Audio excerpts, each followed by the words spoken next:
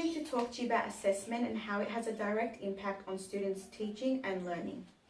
The purpose of assessment in mathematics for teachers are that it's a tool to help teachers plan, gather and interpret information about student learning.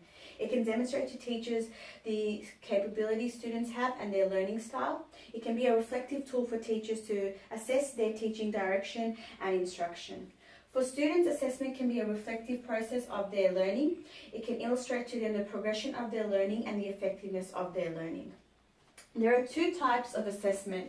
Formative assessment is for learning and it helps teachers to plan and evaluate lessons.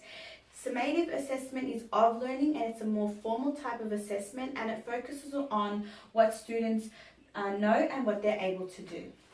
For assessments to be successful, assessments need to have a clear purpose. Students need to know what makes assessment successful and follow-up needs to happen and feedback. Assessments need to be inclusive. They need to be inclusive of the diversity of the classroom, of student backgrounds and experiences.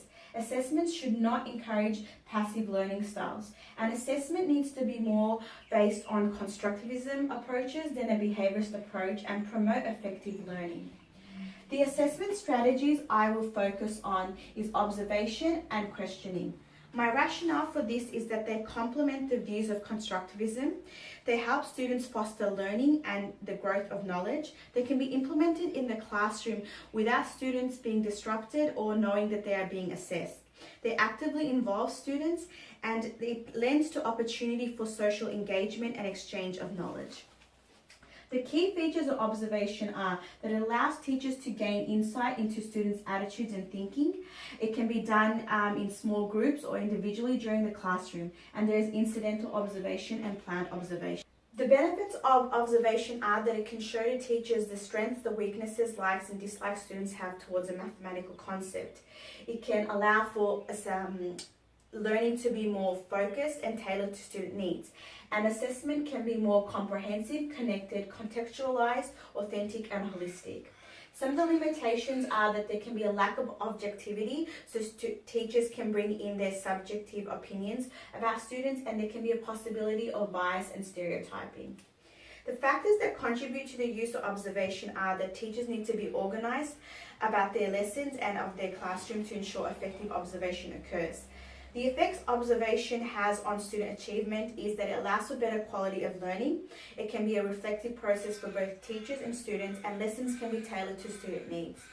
Through the example of counting and number sense, teachers can observe students playing a game of bingo, and this can show them whether students understand the concepts of conservation and number sense. The key features of questioning is that it complements observation. Questions need to be open-ended, they need to be engaging, they need to promote discussion and be inclusive of all students. They need to promote learning and not recalling of information. Some of the benefits are that it can be engaging. Questioning encourages learning to be a social process and it promotes self-awareness and self-evaluation.